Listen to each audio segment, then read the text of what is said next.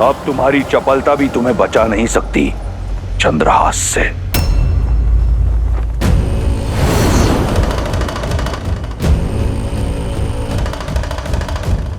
महादेव का चंद्रहास?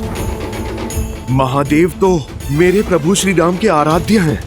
अपने आराध्य के अस्त्र का अपमान नहीं होने दे सकता।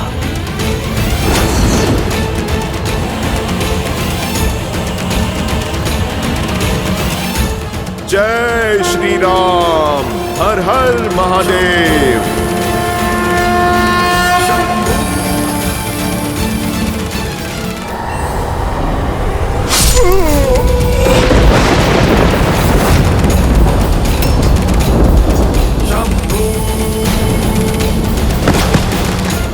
पुत्र हनुमान काका, हनुमान काका।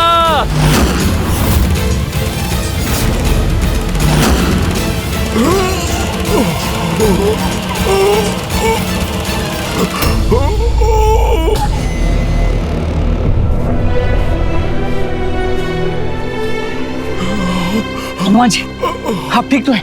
उठिए।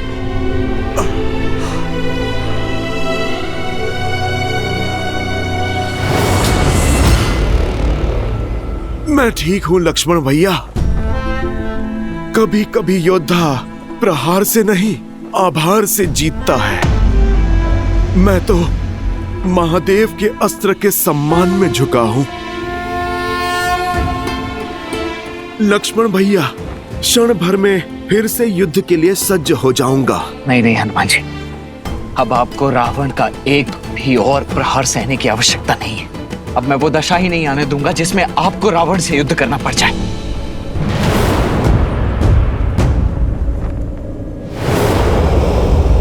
दशानन! दशानन! मैं दशरथ पुत्र लक्ष्मण तुम्हें द्वंद्व के लिए ललकारता हूं।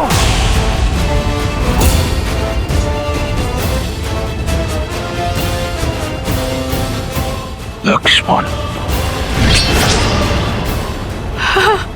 पति कहाँ चाहिए भैया? जोश जोश क्रोध का ये क्षण है प्रतिशोध का, ललकार और पुकार का ये क्षण है अति विरोध का।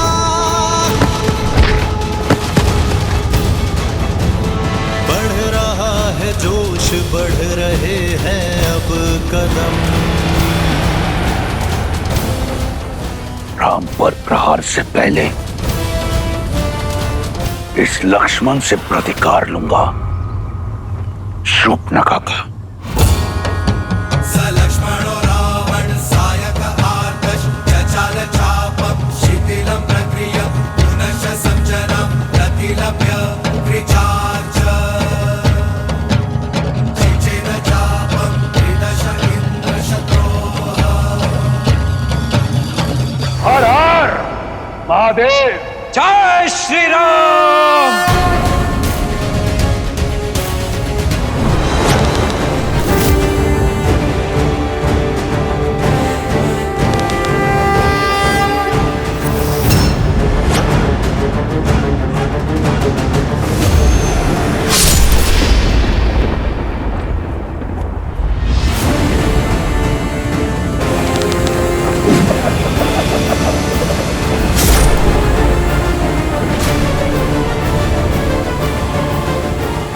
क्यों दशानन, आ गया आनंद? पूजने से पहले दिए को जितना फड़फड़ाना है फड़फड़ा ले। अब देखो रावण के बाणों की आंधी। इंद्रास्त्र।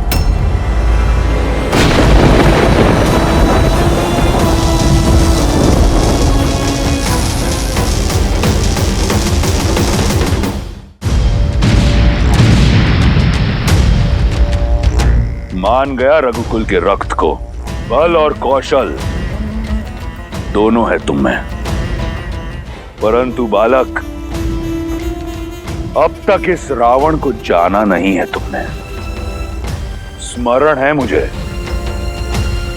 अपनी भाभी की रक्षा के लिए एक रेखा खींची थी तुमने, परंतु वो रेखा रावण के समक्ष टिक नहीं पाई।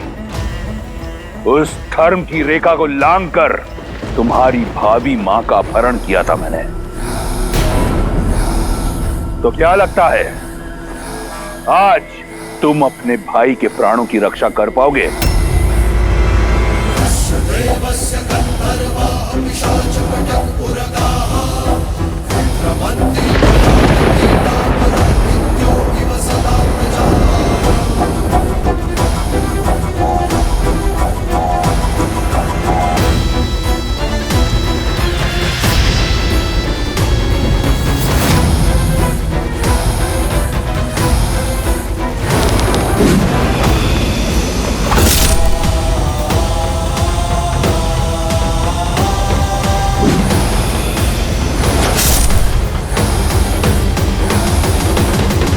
अपनी भाभी का हरण रोक नहीं पाए, इस अपराध बोझ से पार नहीं पा सके, तो रावण से क्या पाओगे बालक?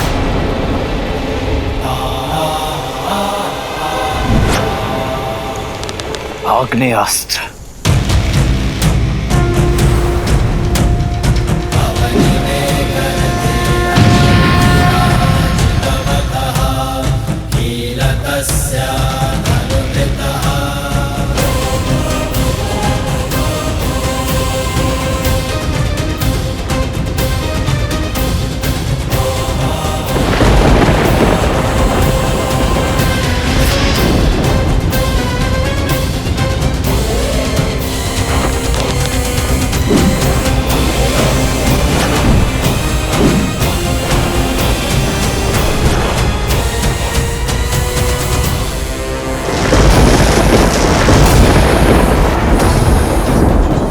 शक्ति।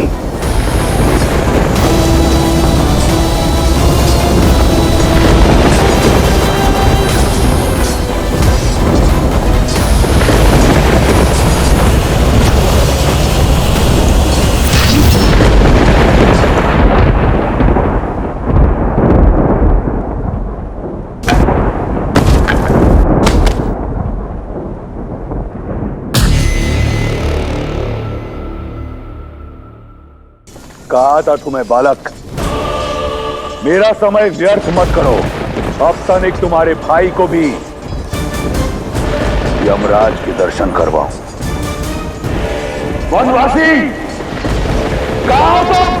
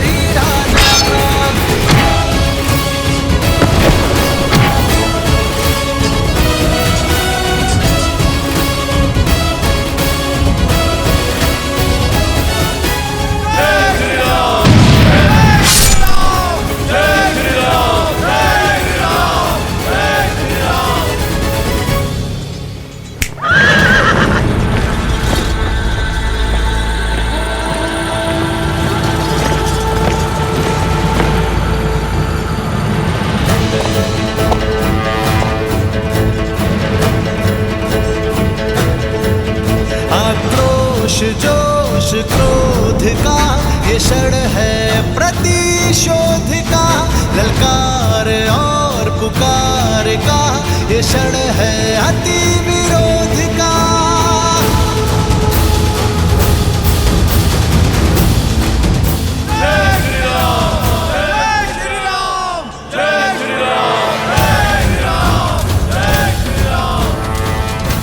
राम राम राम, जिस राम की रट से लंका का तट गूंज रहा है, कायर है तुम्हारा वो राम।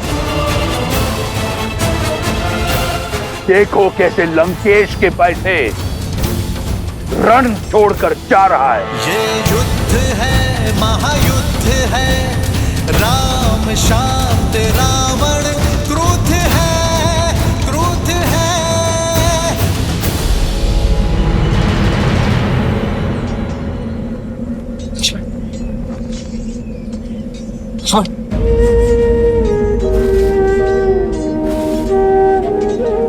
लक्ष्मण, लक्ष्मण मेरे भाई उठो।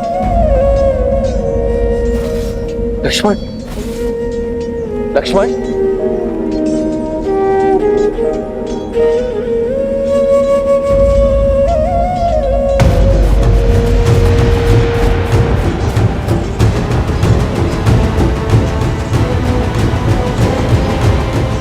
युद्ध में विजय अपने शत्रु को परास्त करके उसे गिराकर प्राप्त की जाती है।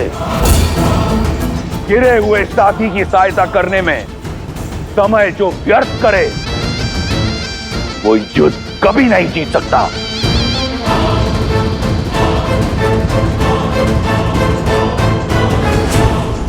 सीता, लंकेश तो युद्ध भूमि में मृत्यु बनकर छाए हुए हैं। उनके रुदन मात्र से सैकड़ों वानर मूर्छित होकर बिना युद्ध किए युद्ध भूमि में गिर पड़े। फिर उन्होंने चंद्रहास के प्रहार से लंका को भस्म करने वाले हनुमान को और दिव्यास्त्र के प्रहार से राम के भाई लक्ष्मण को गिरा दिया। और अब राम और रावण युद्ध में आमने सामने आ चुके हैं। मैं समझ सकती हूँ सीता, तुम्हें चिंता हो रही है। मैं चिंता में नहीं, चिंतन में हूं त्रिजटा कि अब रावण की क्या दशा होगी। क्योंकि जब अपनों पर प्रहार हो तो उसकी पीड़ा का अनुभव मेरे श्री राम को होती है। चंद्रहास भले ही भक्त हनुमान पर चला हो, किंतु उसकी पीड़ा मेरे श्री राम को हुई है त्रिजटा। दिव्यास्त्र ने भले ही लक्ष्मण भैया को भेदा हो, किंतु उससे छलनी होने वाले मेरे श्री राम है। और जब मेरे श्री राम अपनों की पीड़ा का प्रतिकार लेंगे तो वार भी रावण पर होगा और पीड़ा भी रावण को होगी। सज रहना लंकावासी, जिस अधर्म ने श्री राम के विरुद्ध सर उठाया है, वो या तो बिना शीश के लौटेगा या बिना सम्मान के। एक गिरे हुए को उठाने के लिए अपने ही प्राण दांव पर लगा दिए। मूर्ख वनवासी, अब लंकेश को एक कायर की पीठ पर वार करना होगा। जिसे तुम कायरता कह रहे हो वही वास्तविक साहस है रावण। और पीड़ा में फंसे भाई को सहारा देना एक भाई का कर्तव्य है। एक में वीर योद्धा का गौरव और दूसरे में भाई की गरिमा है। पर तुम ये नहीं समझोगे रावण, क्योंकि तुम में ना ही एक वीर योद्धा का गौरव है और ना ही भाई की गरिमा। लक्ष्मण, लक्ष्मण मेरे भाई उठो।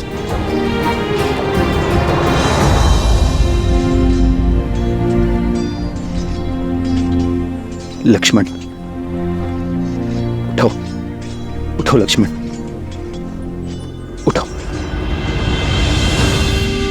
उठो लक्ष्मण, लक्ष्मण, मुझे क्षमा कर दीजिए भैया। मैंने आपको, अपने आप को निराश किस थी। कैसी निराशा लक्ष्मण? तुमने तो मुझे गर्वित किया है। गर्व है मुझे तुम पर, तुम्हारे शौर्य पर। तुमने उसका डटकर सामना किया जिसके आगे काल भी पराजित हो गया। उठो लक्ष्मण, उठाओ।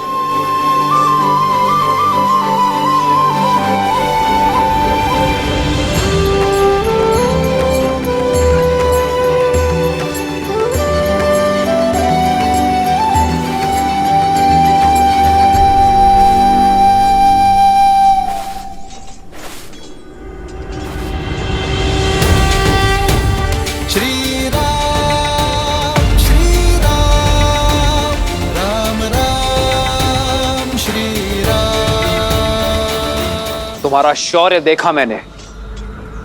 वीर हनुमान और लक्ष्मण का सामना करना एक सामान्य योद्धा के बस में नहीं, और फिर पीठ पीछे प्रहार करने का अवसर था तुम्हारे पास।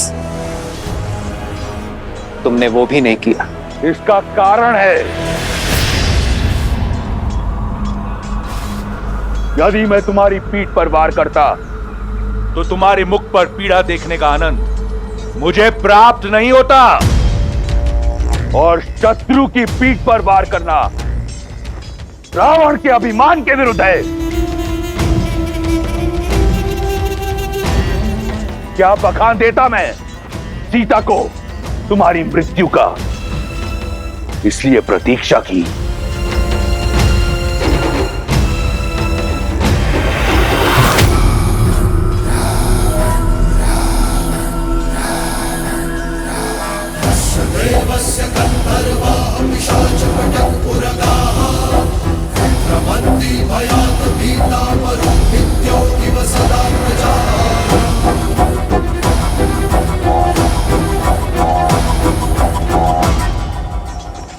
पहले मुझे तुम पर बहुत क्रोध आता था, परंतु अब दया आती है, कौतूहल भी, और प्रशंसा तो मुझे तुम्हारी करनी चाहिए। मैं अपना लक्ष्य साधूं से पूर्व तुमने अपनी प्रशंसा की ढाल तैयार कर ली। क्या सोचा मेरी मीठी मीठी प्रशंसा कर सीता तुम्हें एक बार फिर मिल जाएगी? पहले संधि का प्रस्ताव और अब प्रशंसा। तुमने मुझे घोर अचंभित कर दिया है वनवासी। अचंभित तो तुमने मुझे किया है राक्षस राज, जिसने अपनी शक्ति और भक्ति से तीनों लोक जीते, 10 दिशाओं में मान बनाया, जिसने अपने शौर्य के बल पर यमलोक पर विजय पताका लहराई। वो लंकापति राक्षस राज रावण आज सब कुछ खोने को तत्पर है, वो भी केवल अपने स्वार्थ के लिए, केवल अपने अभिमान के लिए। सही कहा तुमने, अभिमानी हूं मैं, परंतु अभिमान बल से, शक्ति से अर्जित किया जाता है। इस विषय में तुम क्या जानो वनवासी? तुम्हारे पास रहने को घर तक नहीं है। मित्रों और सहयोगियों के नाम पर कुछ वानर और मूर्खतावश देखो तुम दशानन से बैर कर बैठे।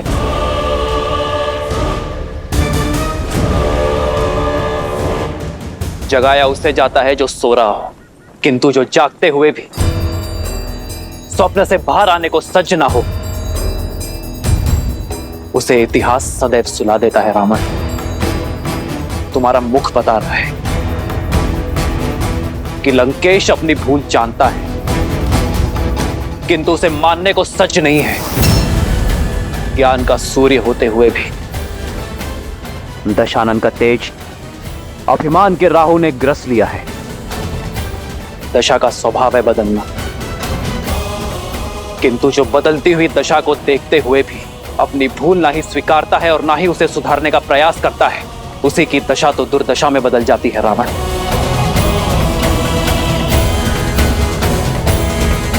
और तुम्हारी दुर्दशा आरंभ हो गई है राक्षस राज। प्रतीत होता है कि कई वर्षों से तुमने अपना प्रतिबिंब नहीं देखा। आओ, तुम्हें दर्पण दिखाता हूं। राजा राजा कहलाते हो, परंतु निष्कासित हो। राजकुमार हो, परंतु वल्कल पहनते हो। स्वयं को योद्धा मानते हो, परंतु युद्ध भूमि में पीठ दिखाते हो। पत्नी को खो दिया, प्रजा को खो दिया, राज को खो दिया, और कहते हो कि दुर्दशा मेरी आरंभ हो रही है।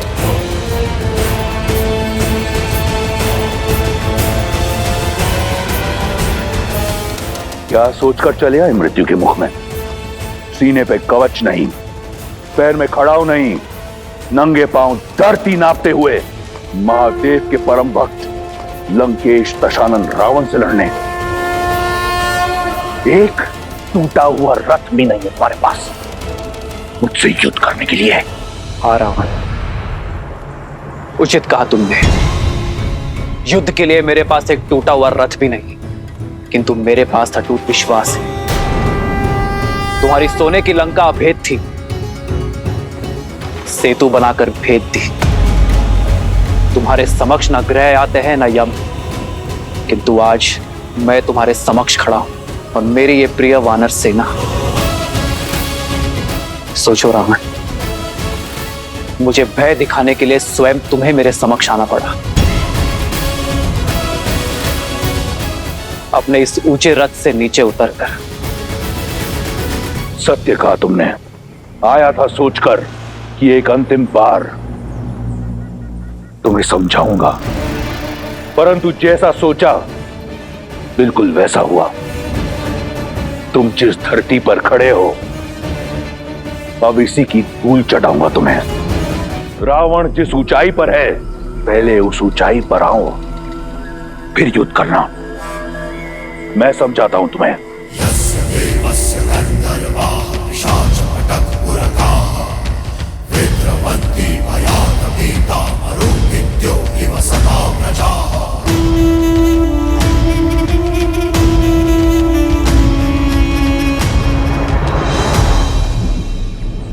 जय श्री राम। जय श्री राम। ये हनुमान अब क्या करने वाले?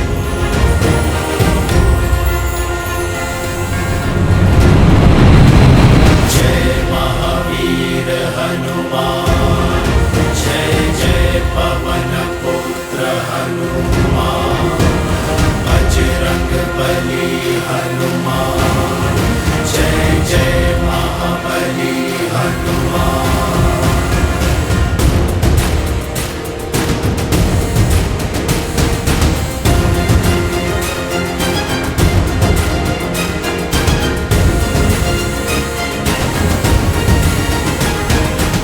जय श्री राम।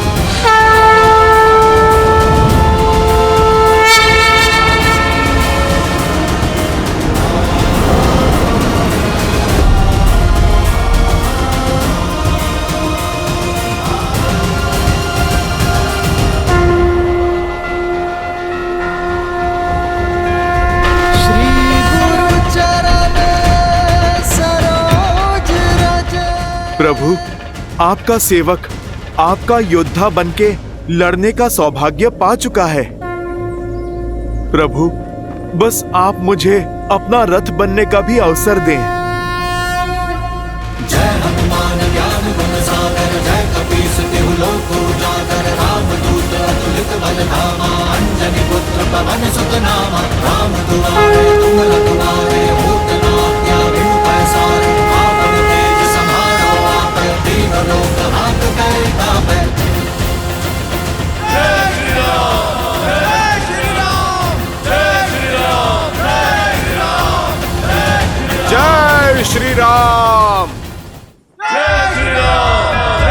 श्री राम, जय श्री राम। लंकेश, अब तो तुम्हें कोई समस्या नहीं है ना?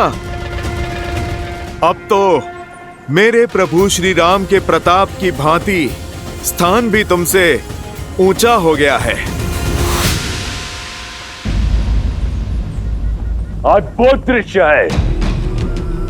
एक नर जो नारायण बनने का ढोंग रच रहा है और एक वानर जो अपनी माया से सब कुछ भस्म कर देता है। अद्भुत जोड़ी है तुम्हारी। तुम्हें युद्ध नहीं, मनोरंजन करना चाहिए। राम, तुम मदारी क्यों नहीं बन जाते? अपने इस मरकट के साथ संपत्ति कमाओ, धन कमाओ। ऊंचाई पर आ जाने से एक वनवासी राजा नहीं बनता। यदि स्वयं को समान मानते हो, स्वयं को वीर मानते हो, तो आओ मुझसे युद्ध करो, दिखाओ अपना बल और संभालो मेरा प्रहार। आज मैं तुम्हें और तुम्हारे रथ बने वानर दोनों को एक कर दूंगा। सावधान। ये युद्ध है, महायुद्ध है, राम शांत रावण